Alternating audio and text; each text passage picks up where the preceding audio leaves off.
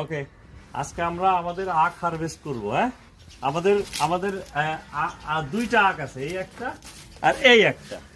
ধরো দূরে সরো, আমরা এইটা কাটবো আজকে। হ্যাঁ, এই এই যে আখ, দাও দূরে সরো, দূরে সরো, দূরে সরো, ছেলেমেলে সরো, দাও ওইদিক। তুমি আস্তে আস্তে সরে দাও, তুমি আস্তে আস্তে সরে দাও।